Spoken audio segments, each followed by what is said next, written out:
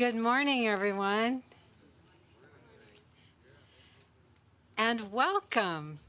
I am the Reverend Joe Green, and I will be serving as your worship associate this morning. Those of you participating via the internet, if you have your own chalice or candle, have it handy so that we can all light our chalices together at the appropriate time. For those of you here, please silence your cell phones. If anyone needs a listening device, please raise your hand and hold it up so that an usher can reach you with the device. Anyone? Again, welcome. We gather together today to be together in peace, to value each other with inherent worth, to dignify each other by recognizing that each of us is human and our own path. We gather here this morning to share with each other, to worship and meditate, or even pray with others of like-minded minds and souls.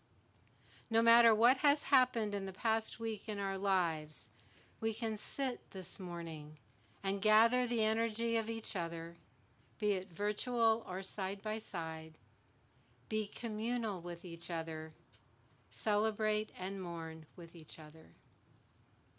UUFSD strives to be an inclusive community, abides to the best of our abilities to the 8 principles that are guidelines in our life.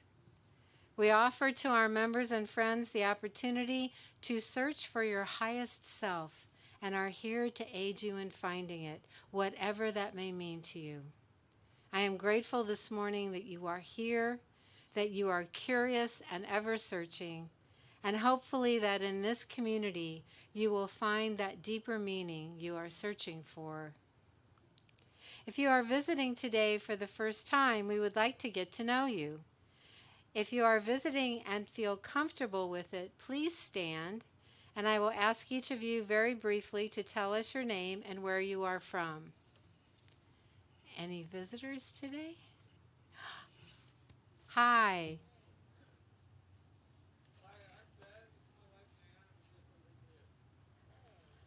Welcome.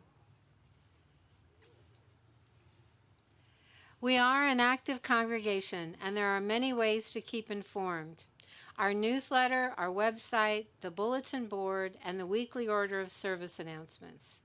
If you wish to know more about this UU Fellowship, we encourage all of you, and especially if you are a visitor, to go to our website at uufsd.org, where you will find information about what is happening in our fellowship, the many ways you can become involved, find contact information to learn more, and subscribe to our weekly newsletter. If you are visiting today, please join us for a coffee hour after the service on the patio. Our Pastoral Care Committee is here for you. I don't know if we have a listener here today. Okay, we do not.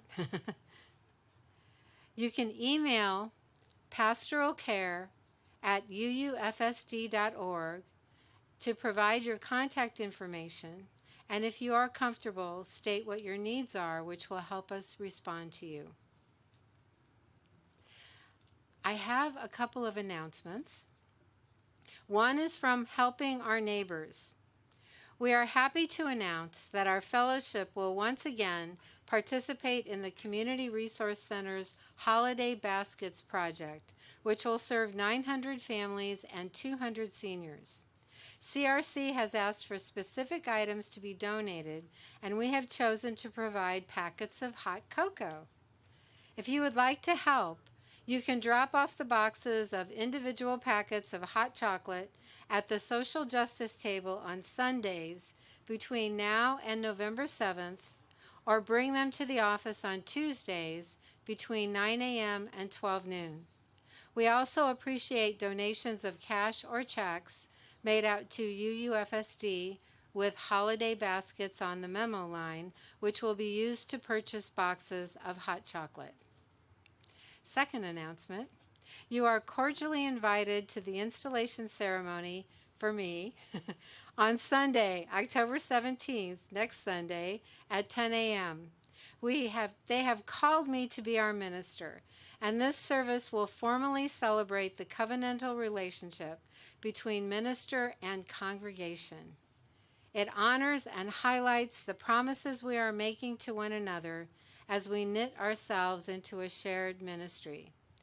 Please RSVP as soon as possible to Tracy at office@uufsd.org if you plan to attend, as we will have a luncheon following.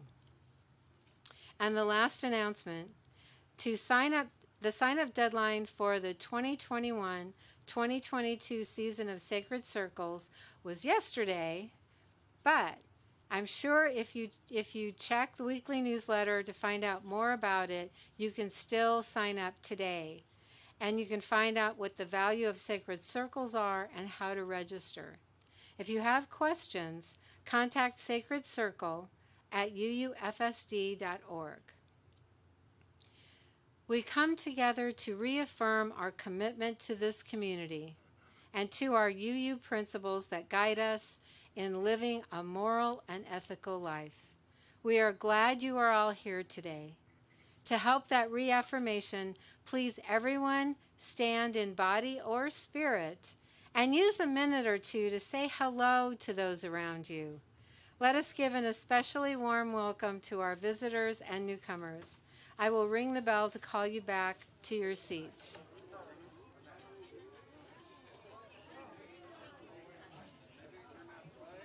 I don't know where the bell is.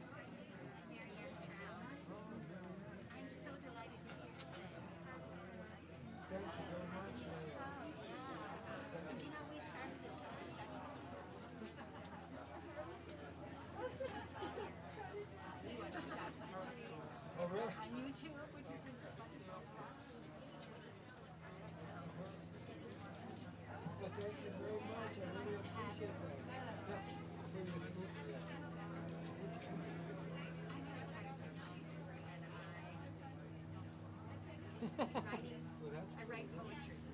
I was a research psychologist, and I did a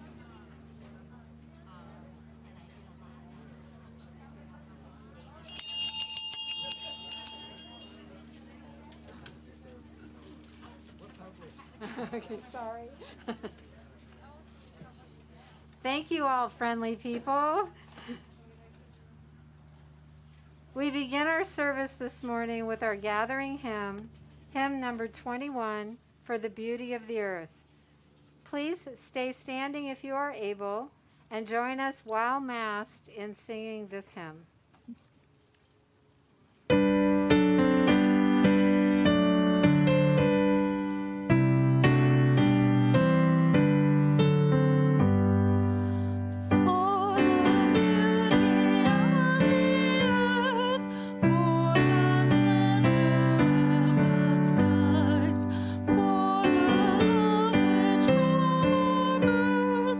Over and around us lies.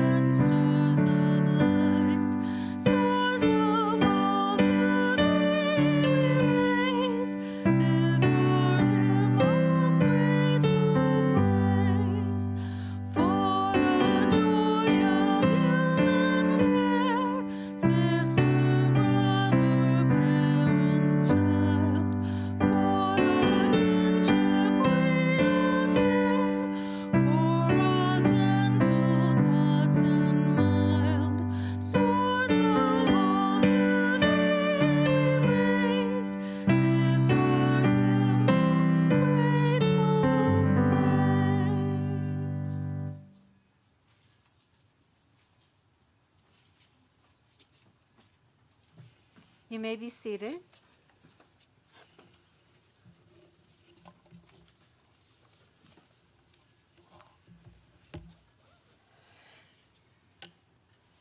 Good morning, everyone, again.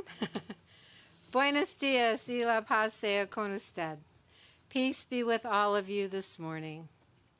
I now take off my worship associate hat and put on my minister hat.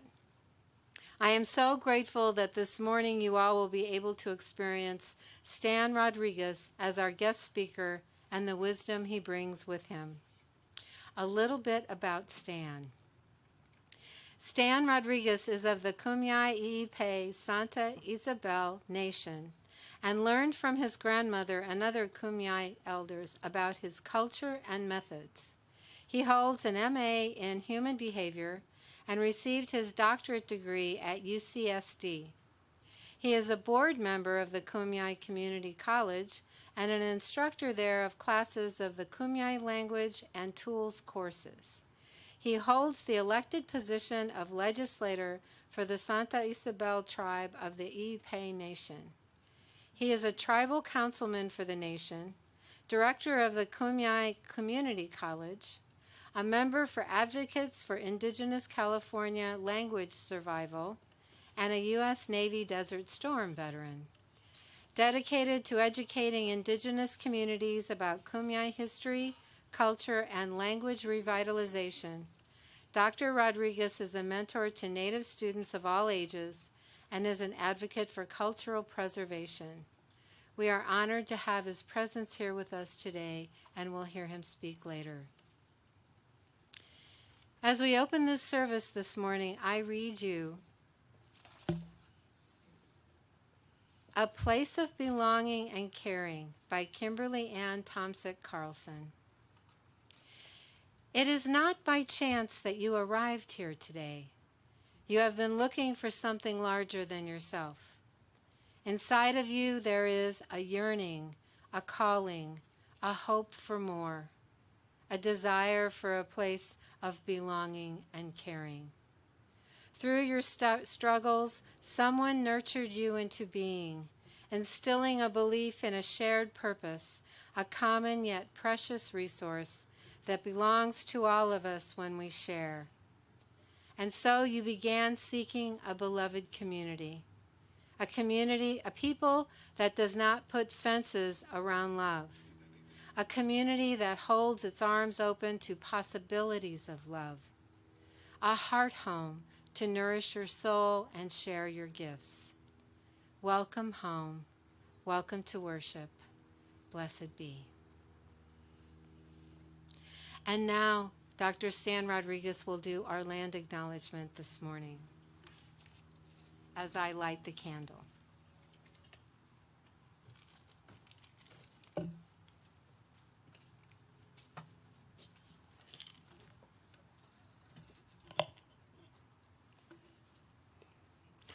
So I'm going to say a few words in my language, and then I'll share it in English. Amayahan pau, pil mayas, nurai ye tomem pi, mai wucho ya oyao mau. Set puking ya cha ya matao ma, set puking ya pen ya mapi nyep mat yuhan, nyep mat kwahan, nyep mat yehan. Puknatis, maj wuyupi. Nya wait one pu nya ponyao. Nuwara nya akhan. Nuwara mat mer. Nya huan pu cha mai wam. Creator of all, your breath brings life into this universe. All that we know and we do not know has come from you. We ask that you bless us today. Bless us another day of life. As we come together from the four directions in this land that we call Makwahan, I ask that you bless us as we continue to grow on this incredible journey that is called life. Hear us, our relatives from the ocean, the land, the desert, the rivers, the mountains, the sky, the earth. Hear us as we all come together. Yeyachan, our hearts are very grateful.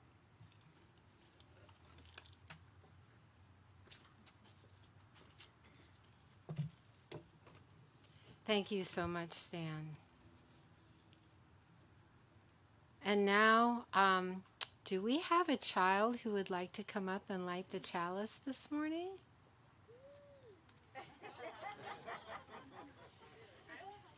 Okay.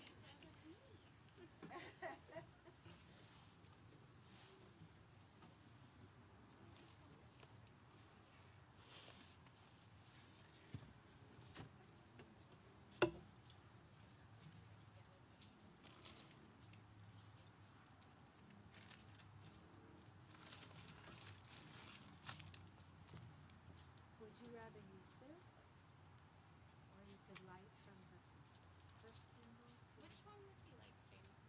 Do you want to stick for the green thing? The green one? Okay.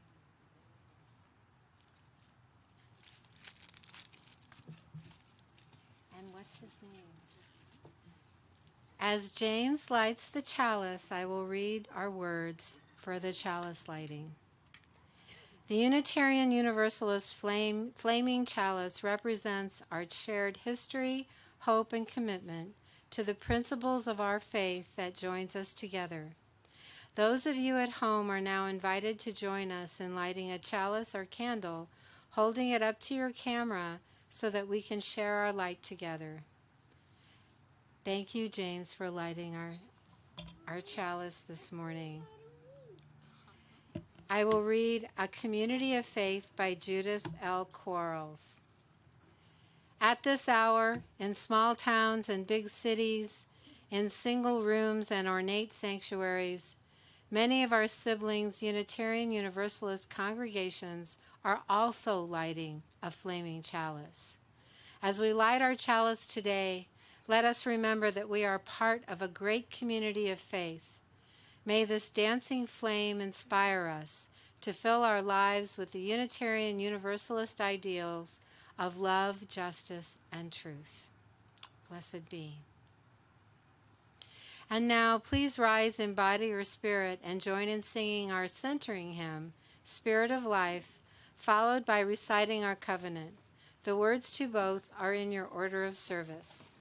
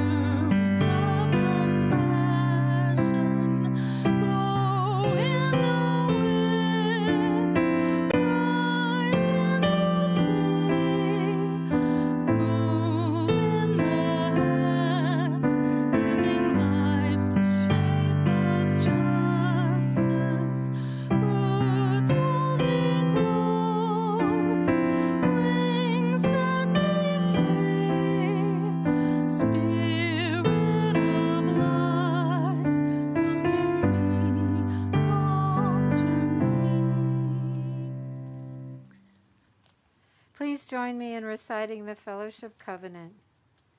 May love be the spirit of this congregation. May the quest for truth be its sacrament, and service be its prayer. to dwell together in peace, to seek knowledge and freedom, and to help one another in fellowship. This is our covenant. You may be seated. The Helping Our Neighbors project is designating the weekly Sunday food collection to the Boys and Girls Club San Dieguito, Solana Beach preschool. We are asking for specific snack items, packages of cheese and crackers, small peeled carrots, fruits, granola bars, pretzels, goldfish crackers, juices, etc. Thank you for your generosity. And now, this is the time when I need all the younger people to come up to the front and help me with this story, because I need help. And it would be great if you could come up here.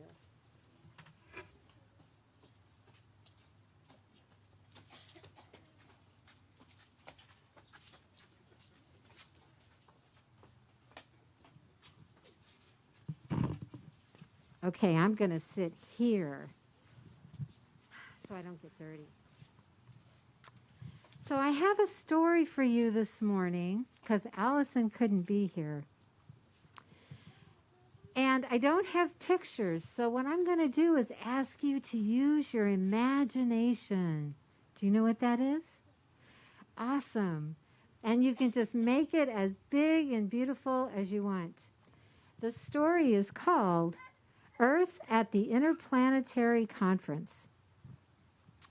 Once every 5,000 years or so, I'm sorry, I got to take this off. All the planets in our solar system get together for an interplanetary conference.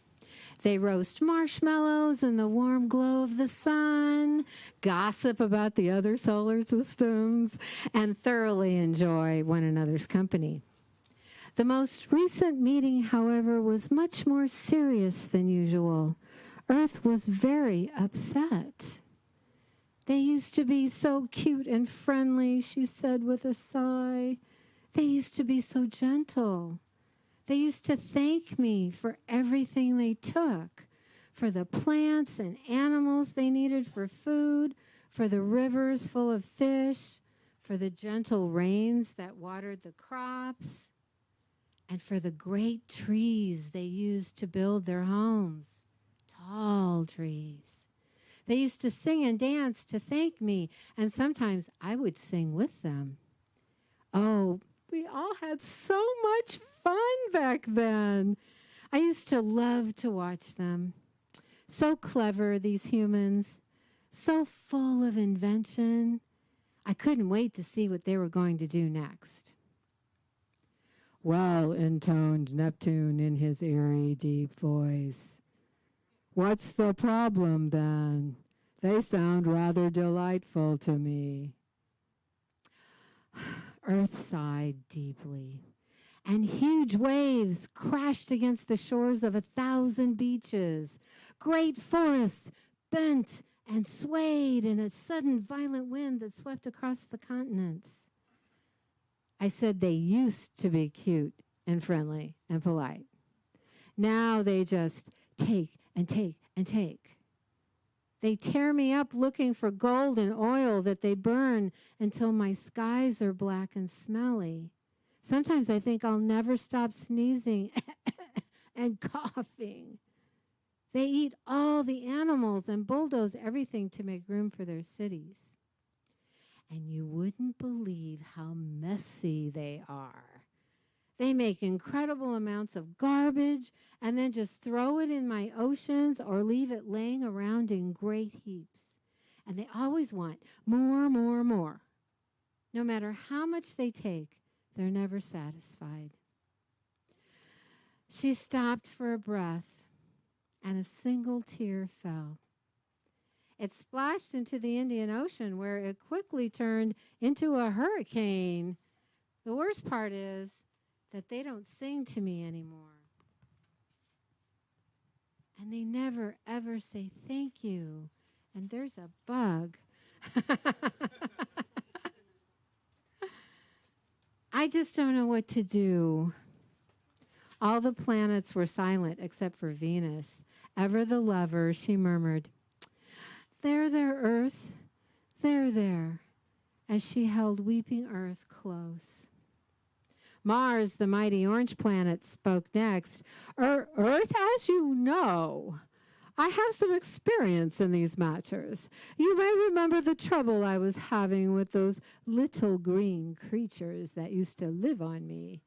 You know, the ones they call themselves Martians. They did the same thing to me. Their greedy tentacles grabbed up everything in sight. I gave them several opportunities to straighten up, but they did not listen. Those ungrateful Martians are all gone now, and good riddance. Tough love, I call it. Do what you want with them, whatever. Some of the planets nodded, especially Saturn, who always seemed to be in a sour mood. The two smallest planets just looked sad. Earth saw their distress and asked, "What do you think, little ones?" Mercury, who is much more shy than you would think, simply blushed. But tiny, icy Pluto spoke up. "Earth, I am so sorry for your pain," she said softly. "The way they are treating you is terrible. But look at me, I float alone in space, just a big block of ice. No one has ever sung to me. As I drift along through eternity, I dream that someday I will be able to share myself with others. I dream that one day I will be needed, that I will be able to feed creatures of my own and watch them grow and thrive. But it seems that was not meant to be. Not for me. But so many creatures depend on you, Earth, even if they forget how to treat you, how to sing to you, how to thank you. Maybe they can learn. Maybe they can grow up. Please be patient for just a little longer, Earth." "But maybe Mars' solution is the best one," Earth said. "I can't wait forever for these foolish humans to start behaving themselves." "I don't think Brother Mars is as happy as he pretends," Pluto continued. When the other planets looked his way, Mars grumbled, "I'm not crying. I just got a bit of space dust in my eye." Earth asked Pluto, "Then what do you think I should do?" "It might be time for you to sing to them," whispered Pluto. And so Earth began to sing as she had not sung for a very long time. It was a song of creation, of love and promise, of warm earth and cool water, of fresh spring grass and deep forest. She sang of buffalo and beaver, of fern, sage, and willow. She sang of dolphins and mountains and people. Yes, she even sang of people. Despite their behavior, she still loved them dearly. The earth sang, and nearly every living thing swayed and leaped and sang with her. But most of the humans could not hear her song. None of them heard it, in fact, except for a handful of children. When the earth let her voice soar fully into her song, a few children in each nation stopped what they were doing. They heard the earth's song as if it were coming from some place deep inside their bodies. These children could hear the song of the trees and the flowers and the whales in the ocean. Suddenly they felt like singing too. They sang with strange smiles on their faces. Their mothers and fathers and teachers and friends said in their own native languages, "What on earth has gotten into you?" And in their own native languages, these children said things like, "Maybe we could pick up after ourselves," or "Maybe we could compost our food we don't eat." And now I'm going to ask you, because you are the children that are hearing the earth song, what do you think they said that we could help the earth? Any ideas of what we could do?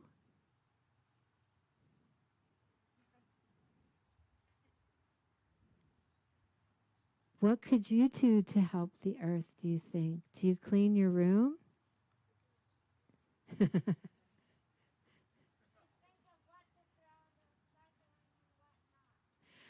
I didn't hear you.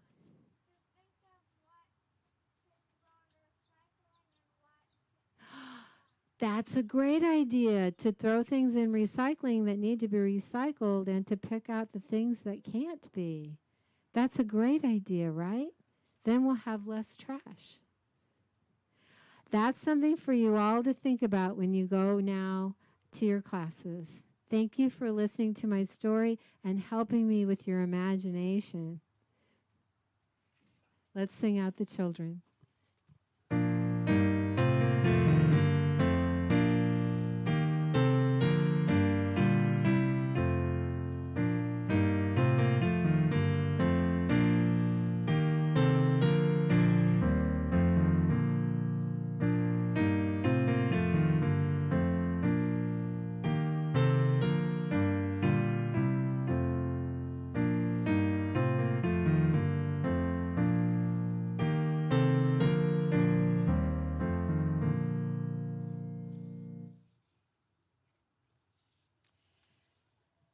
In each service, we have a moment of generosity to ensure that this moment will continue on. This church is the community of ourselves. Its energy and resources are our energy and resources. Its wealth is what we share. As we contribute to the life of this community, we affirm our lives within it. We are grateful for your generosity and bounty provided to this congregation.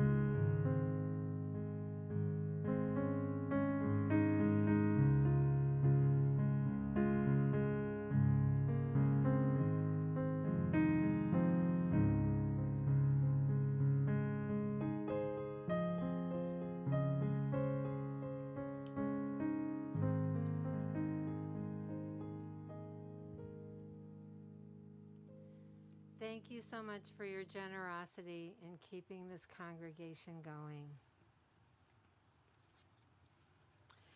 We have a new way to share our joys, sorrows, concerns, and transitions as we are now in person.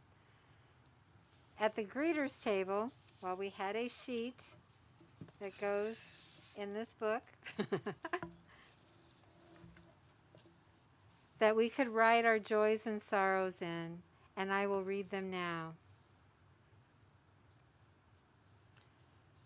Betsy G. writes, she's so glad we are back in person.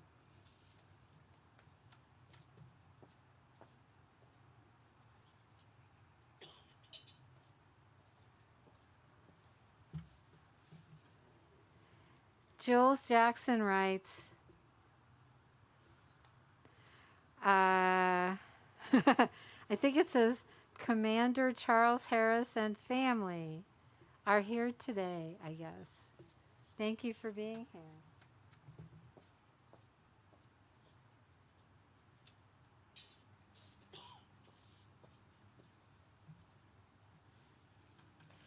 And now I invite those who may have a silent joy, sorrow, transition, or concern to come up to the bowl and drop a stone in to signify your joy or sorrow so that we can share that with you and hopefully take some of the burden off or increase the joy that you are feeling.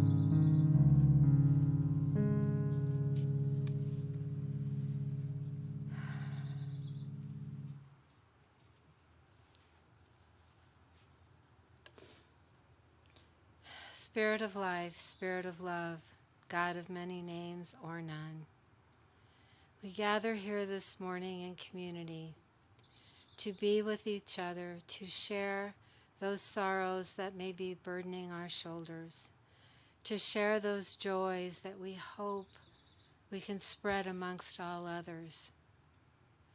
Let us be joyful for all the birthdays and anniversaries and visitors that we have here this morning that may not have been vocalized. Let us also keep in mind the losses that we are experiencing, the deaths or the illnesses or the loss of jobs or loss of home. We share those burdens with you also to help lighten the load. May we all be together to share those joys and sorrows. May we continue during the course of this week to help others to share those with us. Amen, Ashe, blessed be. Let us now enter into a time of silence for meditation, reflection, or prayer by first singing the chant Meditation on Breathing. The time of silence will end with the sound of the bell.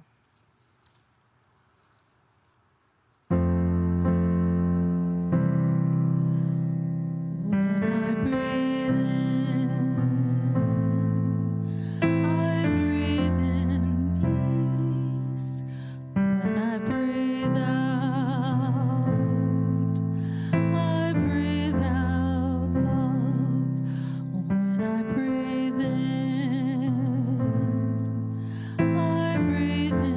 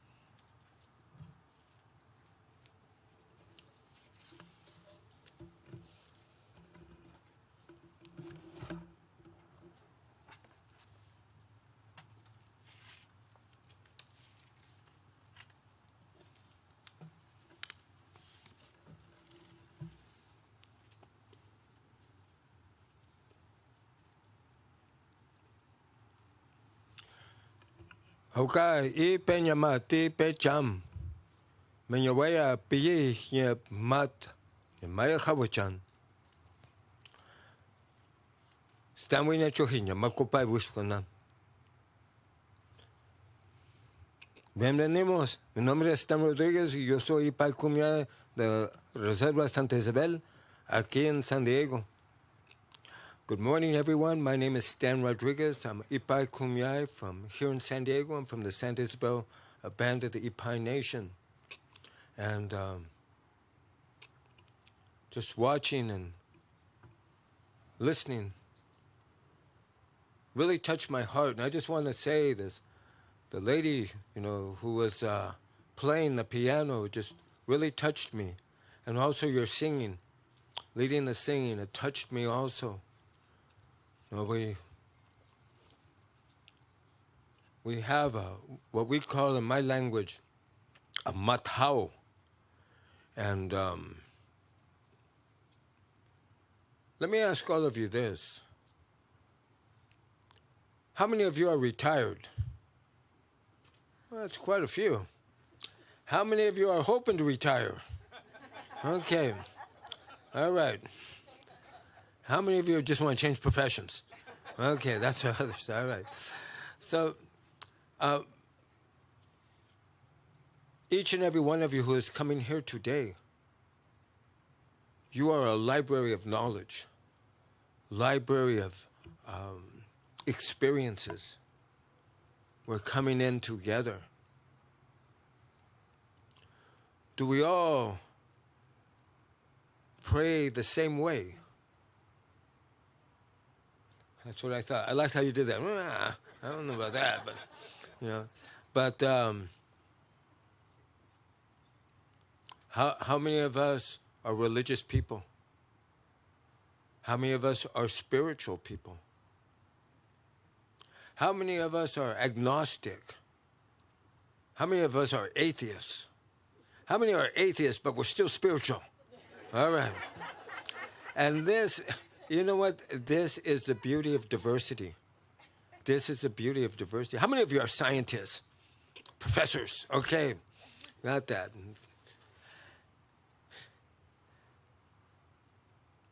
And each one of us, each one of you are kuchumayo, which means teachers, and we're also learners. We're koyo huar. We can learn from each other. We always do. This is our schoolhouse until the day we leave this and go on our next journey. And no matter what, when we go, it'll be epic.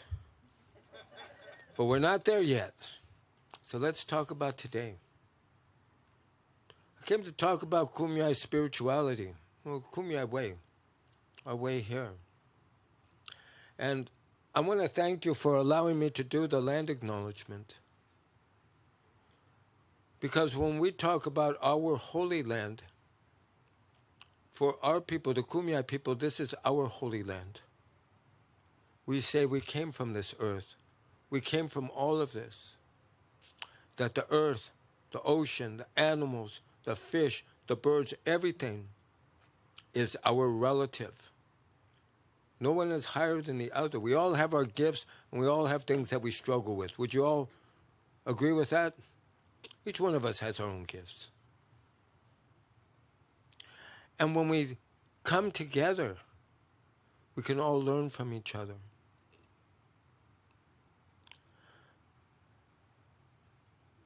Some people, they have talked about our way of doing things, our spirituality, our way, the way that we walk on this earth is primitive, hunter-gatherer, not civilized. We've been called savages. I've been called a savage. I'm okay with that. But what does that mean? What does that mean? I asked earlier, how many of you are scientists? Again, how many of you are scientists? You know what? I take off my hat to you. That is an honorable profession because as a scientist, what do you need to do?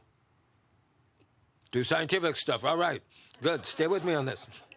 Okay. You need to, be able to take a look at a situation and break it apart. And not just playing a checker game, but chess. What happens if this goes? What happens if this happens? What happens if this? So our people, Kumeyaay people, we are also scientists. We are no strangers to climate change. We have village sites that are under the Pacific Ocean as we speak. How many of you like to go swimming? Scuba diving. Anybody like doing that? Okay. You would find village sites under there. It speaks to the time. We are no strangers to climate change. How many of you ever gone to the desert? Imperial County. That used to be a huge lake. If you look at it, if you look at the sides, you're going to see fish traps that our people built. Talks to a different time. For our people to be able to survive and thrive, we've had to not just learn about it, but to learn how to deal with it for the safety of our people. And for all of you, for all of us, it all comes to here, here, and here. In our creation story, when we say the universe was created, the Creator pulled out tobacco from his heart and made an omukwin, a pipe, and blew smoke. And the smoke became a bubble. And it continued to expand and expand and expand to create the known universe. Now, many people would say that's an interesting myth, Stan. Well, not very interesting, but it's a myth. But if you ask astrophysicists, who's an astrophysicist here? You've got to have one person in here. Come on. All right. If you ask astrophysicists today, their understanding of the known universe is it's an expanding bubble. Some people say from the Big Bang. Some people say multi-universes. In other words, it shows how much we know. Just that much. And we're continuing to learn. And I would say before we discount the epistemologies or organic sciences of other people, it is important to take a look. What is really being taught? When we take a look at how information is passed, is it passed through metaphors? Or even when we talk about actual science, people continue to learn. So what I want to talk about is our soul, our spirit. How many of you believe you have a soul? Okay. All right. How many of you are saying, well, the jury's still out? Okay. And how many of you say it's just the synapses snapping and that's it? And once this, checks out, all right. And you know what? I want to honor all of your ways of thinking. All of your belief systems. No one is better than the other. But I will just share our way, the Kumeyaay way. We say when the Creator, there were two creators, the younger one and the older one. How many of you have a younger sibling? How many of you ever heard them say, I want to do it, I want to do it? They just jump out there. Any of you? And you're like, all right, okay, we'll let you go first. So when there was no light, and they said we needed to make light, and the younger creator said, let me do it, let me do it. So, okay. So the younger creator grabbed mat namshap, white clay, spit into it, rolled into a ball, blew into it, flicked into the sky, it became Heshla, the moon. How many of you ever gone walking around at night? Kind of romantic, you can do things, right? How many of you are able to see everything that's going on? Any of you ever trip at night, run into a tree, fall into a gully? So that light wasn't very strong, so the older one said, let me show you how to do this. And we say, all of the lessons that we learn today on how to conduct ourselves come from our creation story. How many of you know old people? Okay.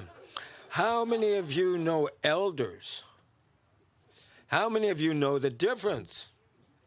Okay. Some of you are like, well, stand here, enlighten me. Okay. What we say an old person is this, you didn't do it, you used to, you know. Any of you ever heard somebody talk like an old person? Okay. Now an elder will say, you look like you're struggling with this. Let me show you. Let me help you.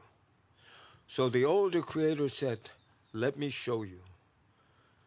Pulled out yellow clay, spit into it, rub it into his hand, rub into a ball, blew into it, and started to glow brightly, brilliantly bright.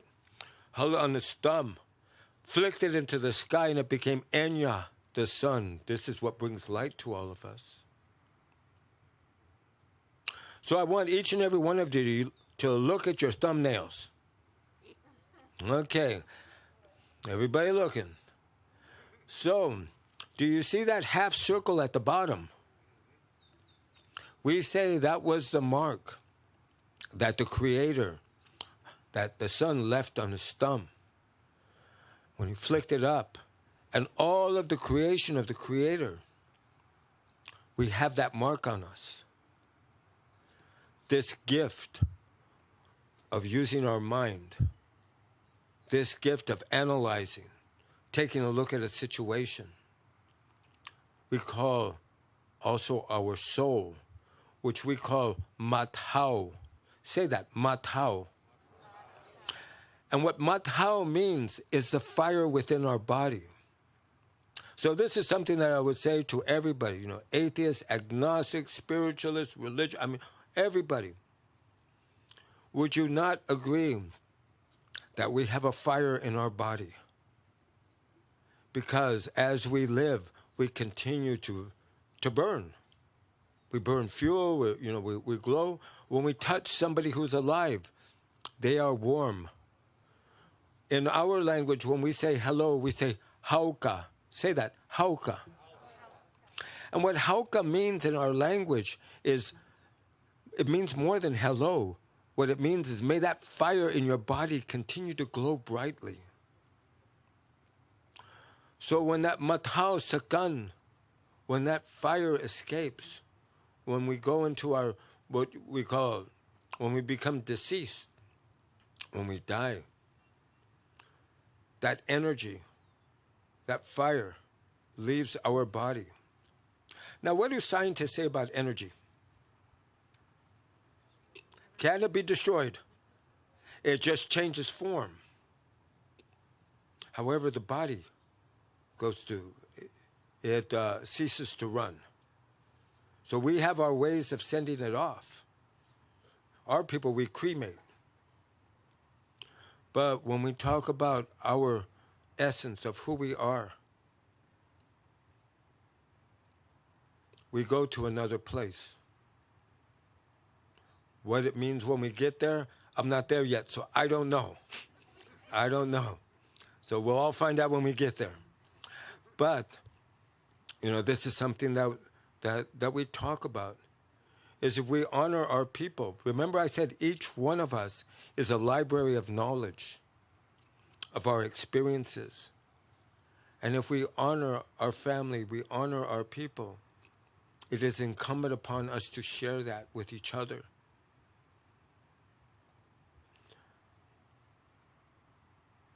When we come onto this earth and we continue to grow, we continue to do things, how many of us amass things? Material goods. Okay, a couple people. 3, 4, 5, 6. Okay, all right.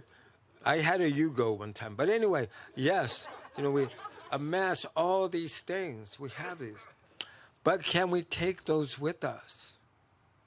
What is the only thing that we can take with us? I'm talking about Kumeyaay spirituality. It's our experiences. The people that we've met. Meeting all of you today.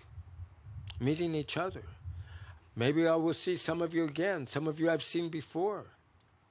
Maybe I will never see you again. Maybe I will see you in my dreams. But we learn from each other. This earth, I was walking through here before this started. How many of you like this area that is here? It's beautiful, huh? Peaceful. When you're playing that piano, man, I'm just like, wow, I'm in the zone. You know, I mean, just take me away. How many of you could survive here? Okay, 2 of you. The rest of you like, ah. For the ones that said no, look at me. You can survive.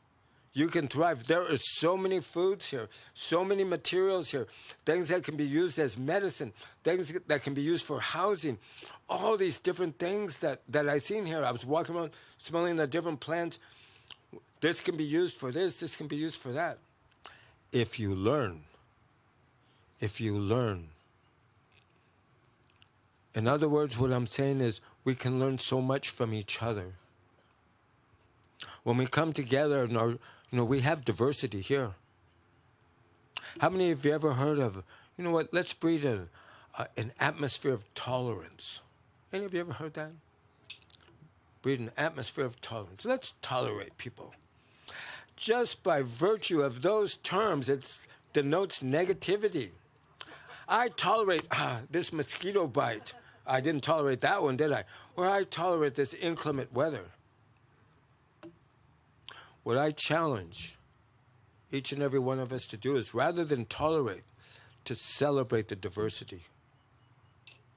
To celebrate that we are all different. That, you know what, we may not see things the same. We will not agree on where to have lunch. We won't. How many of you are vegan? Okay, I like how you pulled it down. You just be proud. I'm a vegan, Stan. Just let it go. All right. Some of you are vegans. How many of you are not vegans, but you're vegetarians? Okay. How many of you are pescatarians? One of my granddaughters told me she was a pescatarian. I said, what faith is that? So she finally explained it to me. Right? How many of you are like carnivores? Any of you? How many of you are omnivores?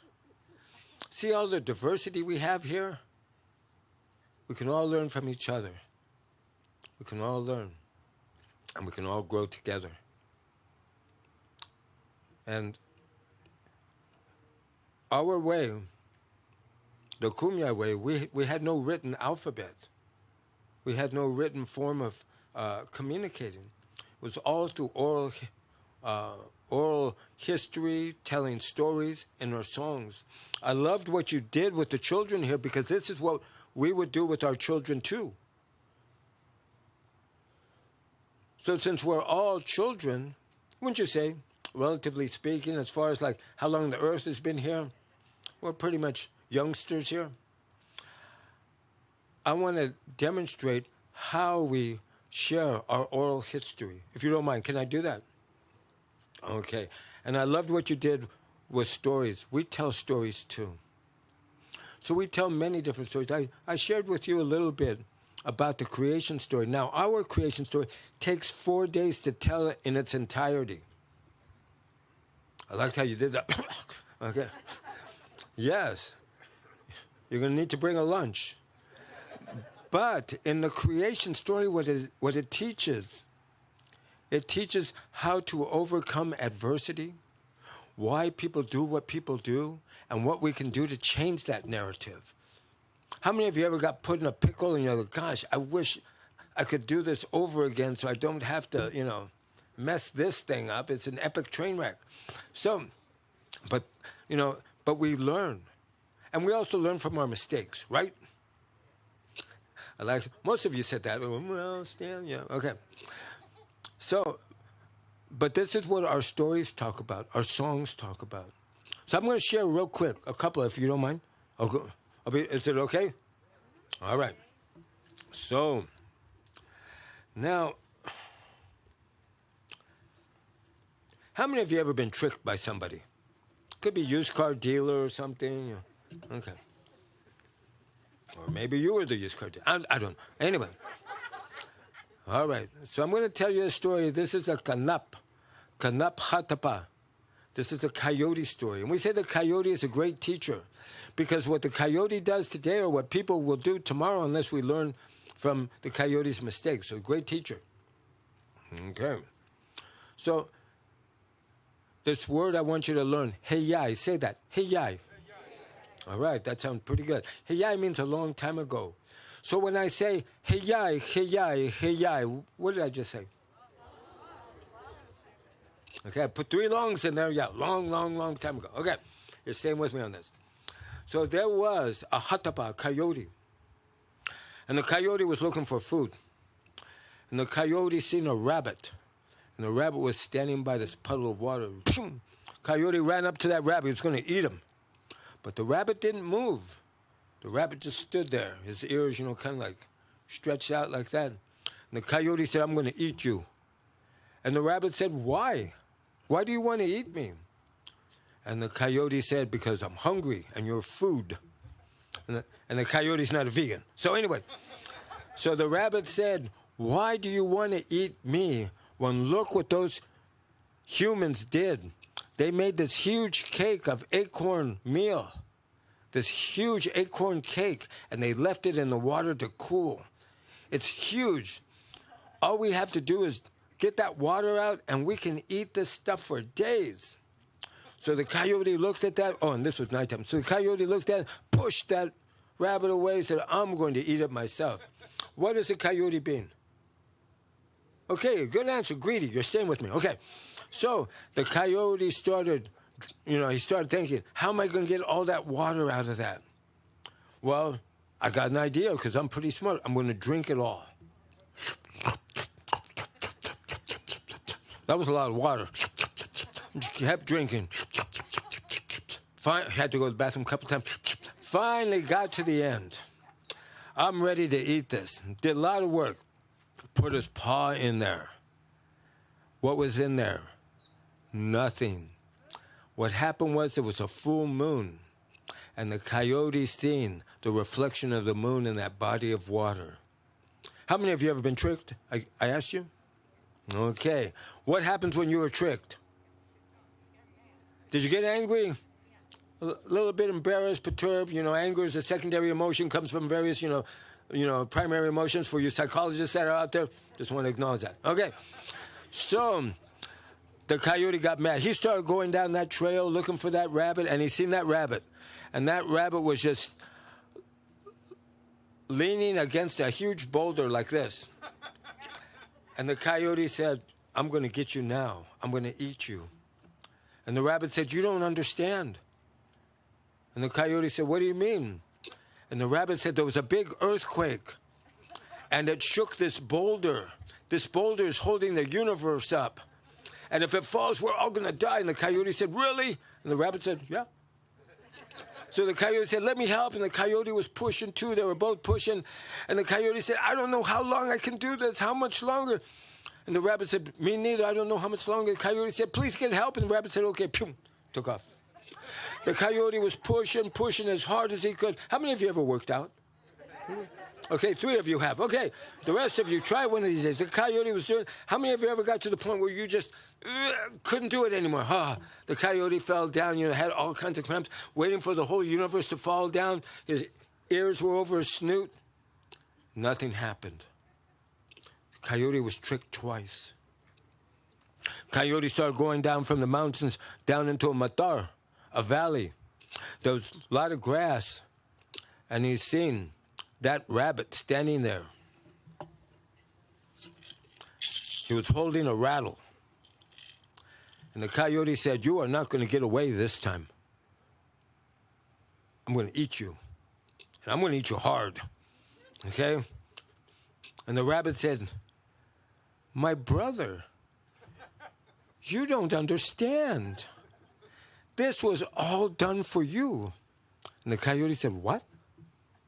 Oh, wait. He said, ucha. Say that, ucha. Okay, and what ucha means, I'm really keeping this clean. What ucha means is what the? Okay, so anyway, and the rabbit said, the humans, all these humans, a big group, kind of like all of you right now, they're coming down the trail, and they're going to have a big party for you. They are going to have a feast with all these different kinds of foods. They're going to sing songs for you, carry you around the camp, all of this. And the coyote said, really? And the rabbit said, yeah. And the coyote said, what do I need to do? And the rabbit said, see this rattle? And the coyote said, yeah, put it in your paws. I want you to hide in the grass. And when you hear the people coming, go like this. And the coyote put it, I'm not there yet. You're already thinking ahead. And the coyote said like this. And the rabbit said, gotcha. So the coyote got down and made the coyote, because his tail was wagging and everything. No, sit on your tail. Okay, put your ears down. The coyote put his ears down and got ready. The rabbit said, I'll be back. So the rabbit took off up the hill. Here comes the people. Men, women, children, elders, newborn. A whole community, a whole village coming, moving to a different area. And the rabbit is standing in the middle of the road. And the people looked at this rabbit and they said, Rabbit, move out of the way. We are human beings. There's a big group of us. Aren't you afraid of us? And the rabbit said, you human beings are incredible. I can't even compete with you. The way that you all think and everything. I'm just a, poor little rabbit. But I just wanted to warn you, down in the valley where you're going, where all that grass is, I seen a big rattlesnake. And the people said, what? And the rabbit said, yes. And I see you have children. Rattlesnakes, they got venom. They can hurt people. I just want to warn you. I'll get out of the way. So the people started walking down. They got to that place where the grass was. The coyote was waiting. I could hear the people. The people stopped. The coyote started thinking, maybe they didn't hear me good enough. The people started backing up. People got all the way to the top. And the rabbit was waiting there. Go, Rabbit, you're right. We heard a big rattlesnake over there. What should we do? And the rabbit said, I'm not the smartest person here. All of you are like scientists and everything. You're incredible people. But I heard if you light a fire and you burn that up, you can get rid of your rattlesnake problem. The people said, that's a good idea, Rabbit. And Rabbit said, well, I'm just, me. So the people came down, and that coyote was waiting. Did it again. The people stopped. They surrounded that area with the grass, and they lit it on fire, and the coyote smelled it. Smoke. They must have started the barbecue. Did it again. And then the fire came. The coyote's not with us anymore. But, ladies and gentlemen, what is the moral of this story? I'm looking at some of you like, gee, Stan, I don't know. What was that? Watch out for rabbits. How many of you like eating rabbit meat? Okay, they're pretty tasty, huh? Get him before he talks to you. Okay, what else? What have you learned about being tricked? If it happens once, that happens. How about twice from the same person? What happens if it comes up a third time? Learn from your past. Learn from your past so you do not repeat it. So all these things come together. So I just wanted to sing the song that goes with that.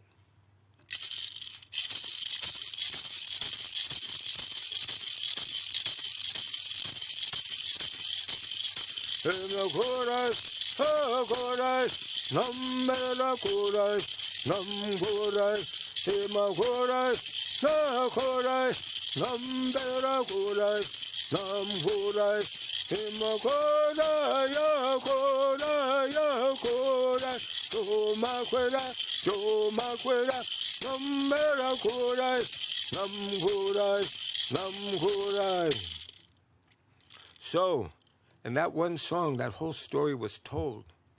And in our song cycles, there's hundreds of songs.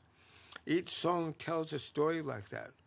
From those songs comes a narrative, comes a history of our land, history of our people. how information is recorded, it varies with different people. Doesn't make one better, doesn't make one worse. It's all different. So I just wanted to share that with all of you, that, our knowledge base is a strong base, our organic science. And you're saying, well, that's nice, Stan. But let me tell you one last thing before I shut my snoot. Okay. Is how many of you are in the medical field?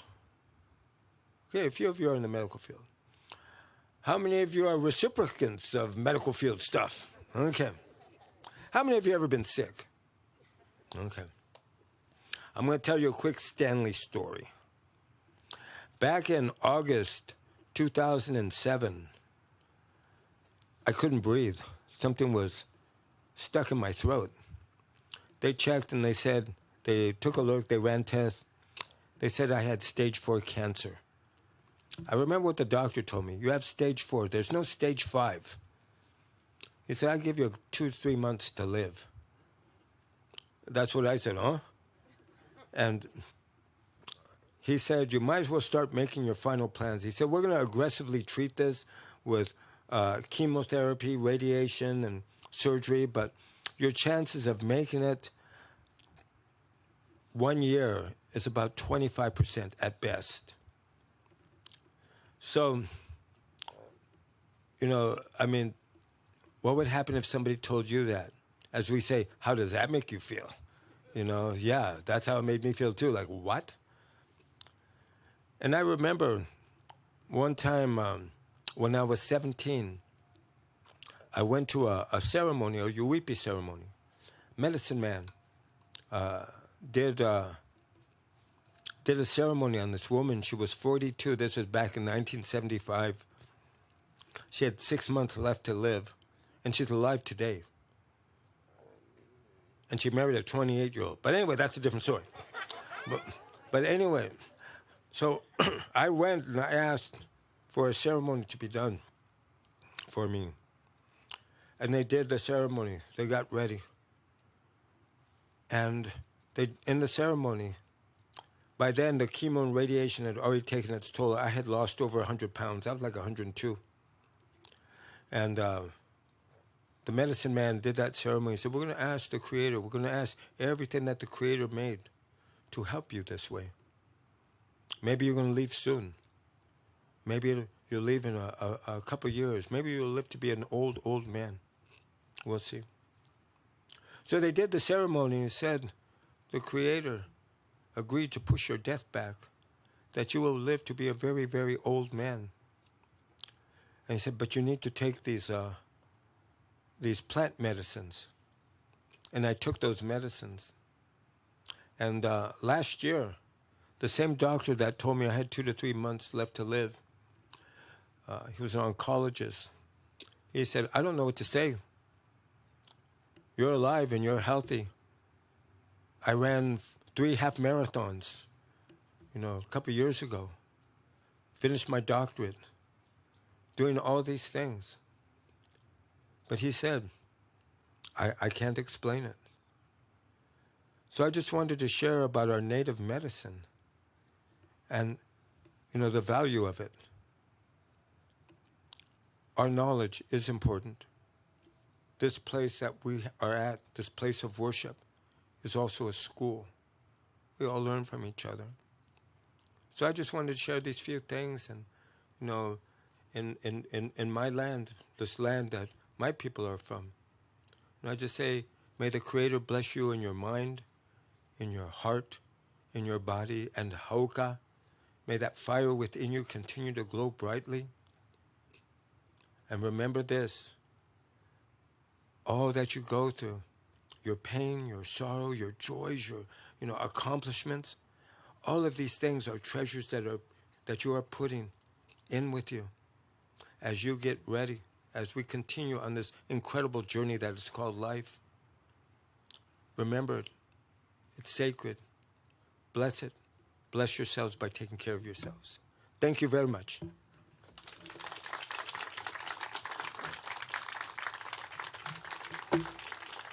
Oh, I got to put this back on.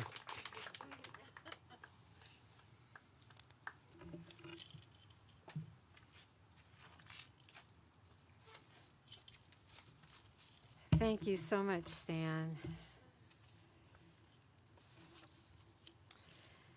As we move towards the close of this worship service, let us invoke the spirit, insights, and ideals of what we've all heard this morning.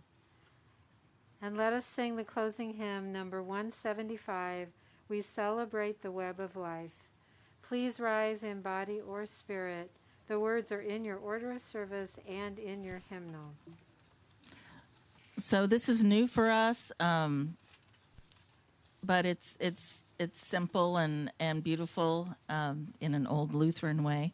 But the UU that I learned it from, their community sings diversity instead of divinity on that first verse, and let's sing it that way. And we'll let Katie play it through first.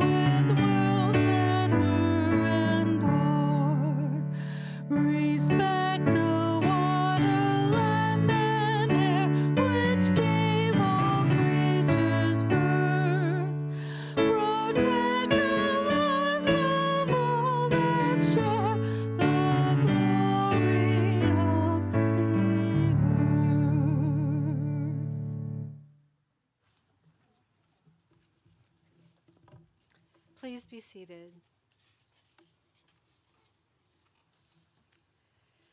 Please join me in the words to extinguish our chalice. We extinguish this flame, but not the light of truth, the warmth of community, or the fire of commitment. These we carry in our hearts until we are together again.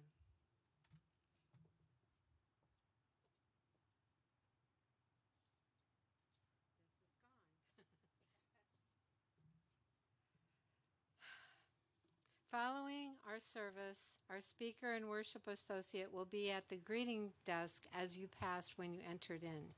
Many people may wish to speak briefly with them, but if you prefer, you may pass the line by walking on the right side of the path and proceed to the patio. Now we invite you to please stay seated and listen to our postlude, after which please join in community for a coffee hour on the patio. As our benediction, beloved congregation, we are pleased and blessed to be together this morning, blessed with all the advantages this country gives us. As we close this morning's worship, even though this service has ended, the community is not dissolved. Throughout this week, know that others here are sharing their spirit with you, are holding you in their virtual arms, and sending love your way. Hold in your hearts these words we heard today. Hold in your hands those loved ones you care for so deeply. Hold in your mind the beloved community that we all await to see. Blessed be. Go in peace. Amen. I would also like to thank Kathy and Katie for this wonderful service, and to thank one more time Dr. Stan Rodriguez.